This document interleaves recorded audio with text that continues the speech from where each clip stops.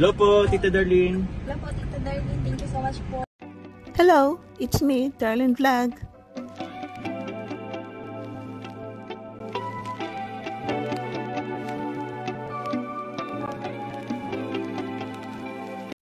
Hello mga kalinga, mga ka-Jumcar, sana wag sumama ang loob niyo sa akin. Mahal na mahal ko pa rin kayo mga ka-Jumcar community. Siyempre ang Jumcar at siyempre dahil mahal natin ang Team Kalingap, kailangan natin reaksyonan din ang lahat na vlog ni Kalingap Rap kung kaya ng ating oras. O siyempre baka sabihin nyo na for the views. Siyempre idagdag natin ang for the views kasi maliit lang ating revenue. Gusto ko makabigay ng malaki-laki sa landipad at siyempre pambili ng ating lipstick. Kaya magre-reaction tayo ng yung iba pang laughing. So, ano po masasabi niyo dito sa pag-prank kay Viancy? Naalala niyo ba yung na-prank si Carla? No, napikon siya, sabi niya, ilabas mo na kasi, sino ba kasi yan? Bakit mo ba tinago? Parang ganun. So ito si Viancy, nakita natin, no, di ba yung pinunta nila Kalingap Rap sa bahay. So sabi nila si Ido is wala daw, mayroon daw dinaanan. So maya-maya may tumawag, ha? So yun, parang na-aksidente daw si Ido. Makita natin sa mukha ni Viancy na nag-alala siya. So, to make the story short, umalis na sila. So, makaisa sa sasakyan ni Rap, doon siya pinasakay. Siyempre naka-video. Pwede man siguro sabihin na, Kuya Rap, bakit naka-video? Di ba vlog lang ito? Parang ganun. Pwede i-cut, pero hindi siya nagsabi ng ganun. Wala lang si Viancy. Ano? Ano?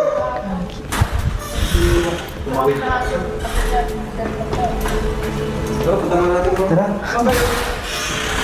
Tara, ano?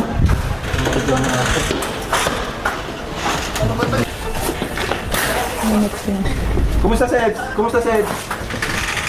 Kasi napatakbo mo kanina eh. Bergabong yata sila. Tara, punta nga natin. Sama ka, Viancy? Sama ka. Wait lang bro, may emergency.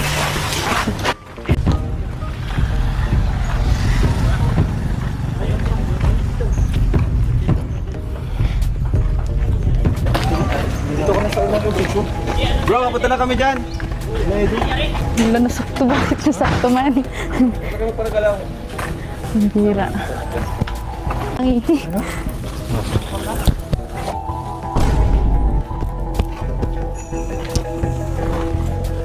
Sakay ka na wala ko. Nakasabi ko ng haba. Kung binibili po, kuya? Okay, ladaanan daw eh. Nakikita daw siya. Langan daw ipigis eh. Bro, dala kami, wait lang.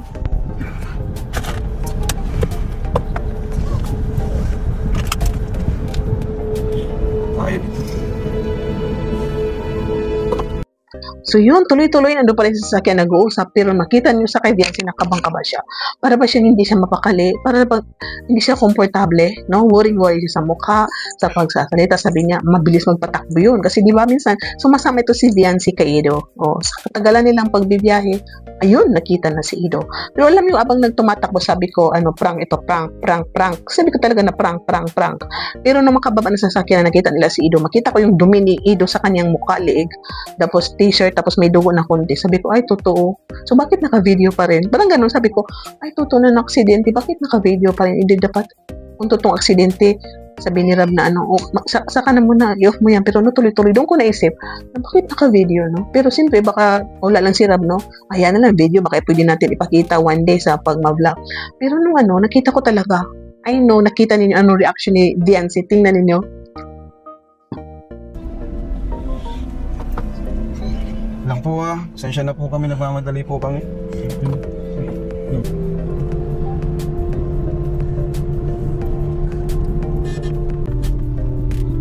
Ay, gagi. Bira yan eh.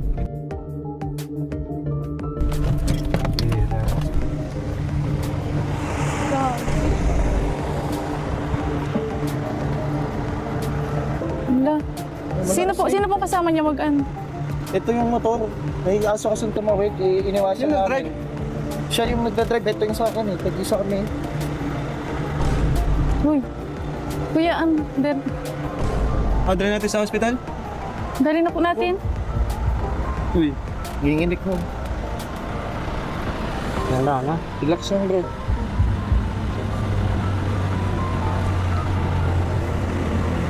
Baka may kilala kang pwedeng Tubig. May tubig ka dyan?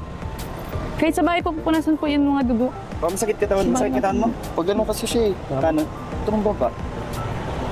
Kapag na kami, iniwasan yung aso. O nakita niyo, ibang-ibang reaction ni Viancy, no?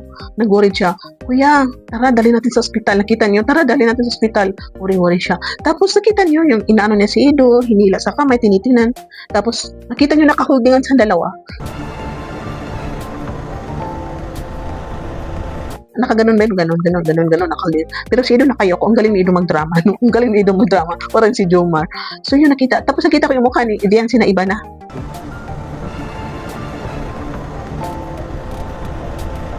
Daling ka na namin sa hospital, bro.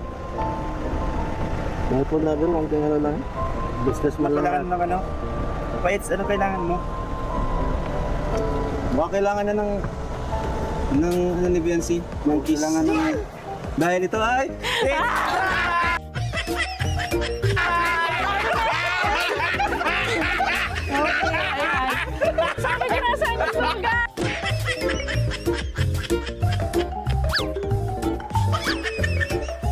Iba na, no? Pero hinahanap niya na bakit walang gasgas, walang sugat. Pero hindi pa rin siya nagsasalita. Doon ko nakikita na makaprank. Kasi parang parang nakatay lang sila. Dapat sana, talagang aksidente. Bro, daling ka namin sa ospital sa ayaw at sa gusto mo, di ba? Hilain siya. Hindi bro, sa ayaw at sa gusto mo, kailangan ma-CT scan ka. Kailangan makita ka. Pero wala, no? So sabi ko, baka prank. Pero sa galaw ni Viancy na parang nagdadalawang isip ako pa hindi. Ayaw, pero no. Yung pala si Viancy is parang nagdadalawang isip siya kasi wala siya nakitang sugat. Kaya katagalan, it's a prank. O di ba, it's a prank. Dito rin sa Jomcar, no? Nung napiko na si Carla na, uwi na ako. Palabasin mo na kasi. Uy, hindi ka alis. Ito naman, ba't ka naman nakaalis? Papa, ito naman. Ano muna tayo? Ano? Palabasin mo na kasi. Serious ka? Serious? Ay, patingin, ba't yung mukha mo? Sige na. Pero promise mo sa akin, huwag kang magalit doon. O huwag kang magalit sa akin. Ba't naman ako magalit? Kasi baka iba... No? Hindi mo palabasin. Nag-count na si Carla na, dos, wala. Hindi ko malala. hindi ko nabalikan ngayon. So, yun sa nakaraan. So, nakakatawa. So, dahil piko na ayaw saktan ni Jomar si Carla, na ayaw niyang magalit. Labas ka na dyan. O, di ba? It's a prank. So, nakita natin dito sa Jomcar at saka Edsy na mga totoo. No, mayroon sila. Itong Jomcar is umami na. Itong Edsy, I think aam na yung katagalan pag nag-iti na si Viancy. So, totoo, no? Totoo kasi nakita natin yung pag-prank sa kanila. Maganda na sinusubukan, no? Sinusubukan mo minsan yung girlfriend mo na magdrama ka talagang mag-worried, no? So nakita natin, I'm sure na itong nagmamahal sa Edsy is masaya kayo. Nakita ninyo na ito si Viancy para is mag-aalala siya kung may mangyari kay Ido. Kung magkasakit si Ido at kung ano man mag-worried siya. At ito si Carla is siyempre magsiselos siya, no?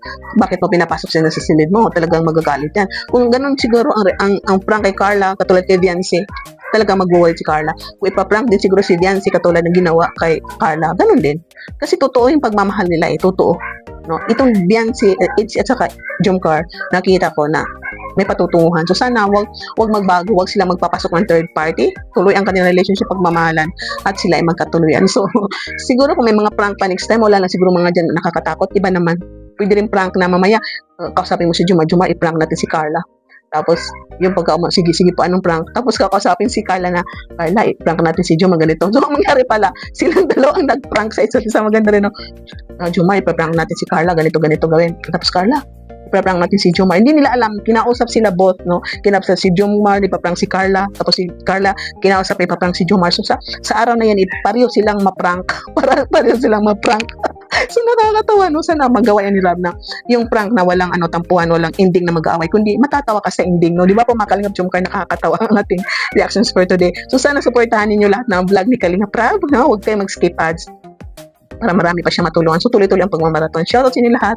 Ingat kayo. I love you all and see you in my next reaction video. Bye for now. Supportahan ang lahat na binibish rin ni Kalingap Rob. Lahat na lahat na love team. So thank you so much sa support sa pagmamahal sa ating mga reactions video. Bye for now. Hugs at God bless. See you in the next reaction video.